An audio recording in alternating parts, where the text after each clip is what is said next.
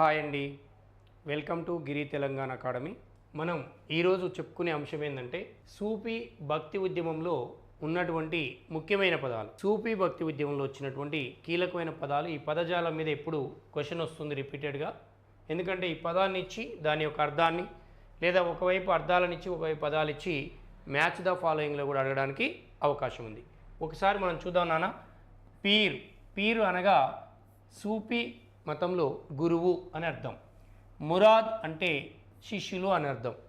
సూఫీ మతంలో ముఖ్యంగా వీరి యొక్క భక్తి ఉద్యమంలో గురు శిష్యుల యొక్క పరంపర చాలా ఎక్కువగా కొనసాగుతుంది. ఎవరి పరంపర ఎక్కువగా ఉంటుంది నాన్న? గురు శిష్యుల యొక్క పరంపర ఎక్కువగా కొనసాగుతుంది. గురు శిష్యుల యొక్క పరంపర ఇక్కడ కీలక పాత్ర వహించడం జరుగుతుంది. మరొకటి కనక అంటే సూఫీ మతస్థుల యొక్క నివాస స్థలాలని కనక అంటాం. నాన్న వేటిని కనక అంటాం? సూఫీ మతస్థుల యొక్క ఆ మత గురువులు ఉంటారు కదా, వారి యొక్క నివాస స్థలాలని కనక అంటాం. దర్గా అనగా సూఫీ మత గురువులు ఆ మత ప్రచారంలో భాగంగా సంచరిస్తూ ఏదో ఒక ప్లేస్లో వాళ్ళు మరణించడం జరుగుతుంది. ఏ ప్రాంతంలో అయితే వాళ్ళ మత గురువు మరణిస్తాడో అక్కడనే వారి యొక్క సమాధిని నిర్మిస్తారు. ఆ సూఫీ మత గురువుల యొక్క సమాధులనే దర్గా అంటాం. అర్థమైందా?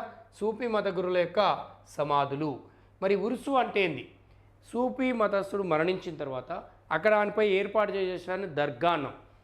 ఆ దర్గా వద్ద ఆ సూఫీ మత గురువుల యొక్క వర్ధంతి ఉత్సవాలను నిర్వహిస్తారు. వాటినే ఉరుసు అంటారు. అంటే ఉరుసులు అంటే ఏంది నాన్న? సూఫీ మత గురువుల యొక్క వర్ధంతి ఉత్సవాలనే ఉరుసులు అంటారు. వాటిని ఏమంటారు? ఉరుసులు అంటారు. తౌహీద్ అంటే భగవంతుడు ఒక్కడే అని సూఫీ మత గురువు చేసే ప్రచారాన్ని తౌహీద్ అంటారు. తౌహీద్ అంటే మీన్స్ ఏంది? భగవంతుడు ఒక్కడే. ఇక తౌబా అంటే ఏంటంటే భగవంతుణ్ణి తన జన్మలో తెలిసో తెలియకనో తెలిసి తెలియక ఏమైనా అజ్ఞానంతో చేసినటువంటి తప్పులని మన్నించమని కోరడాన్ని తౌబా అంటాము. అంటే తెలిసి చేసినా తెలియక చేసినా అజ్ఞానంతో చేసిన ఈ తప్పులని మన్నించమని కోరడం ఏమంటాం నాన్న? తౌబా అంటాము. ఫనా అంటే భగవంతునిలో లీనం కావడం, అంటే మోక్షాన్ని పొందడం. భగవంతునిలో లీనం కావడాన్ని సూఫీ భాషలో ఏమంటాం నాన్న? ఫనా.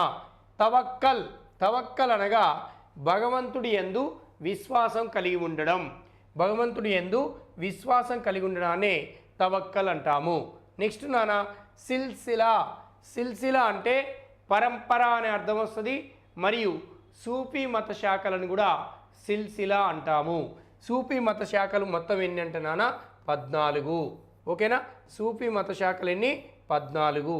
ఒక్క నిమిషం చూడండి. ఫిర్ అనగా గురువు, మురాద్ అనగా శిష్యులు, కనక అనగా సూఫీ మత గురువుల యొక్క నివాస స్థలాలు, దర్గా అంటే సూఫీ మత గురువుల యొక్క సమాధులు, ఉరుసు అంటే సూఫీ మత గురువుల యొక్క వర్ధంతి ఉత్సవాలనే ఉరుసులు అంటారు. ఉరుసు జరుగుతుంటుంది ప్రతి దర్గా వద్ద. ఎప్పుడు జరుగుతుంది?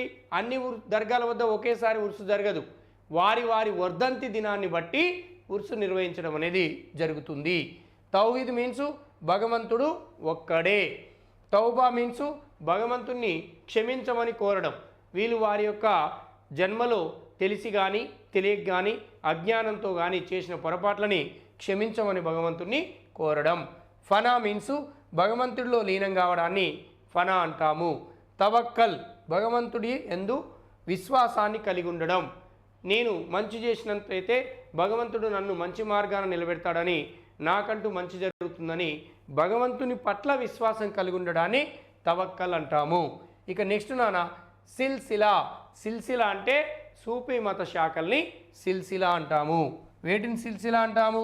సూఫీ మత శాఖల్ని సిల్సిలా అనడం అనేది జరిగింది. ఇవి చాలా చాలా very very very very very important.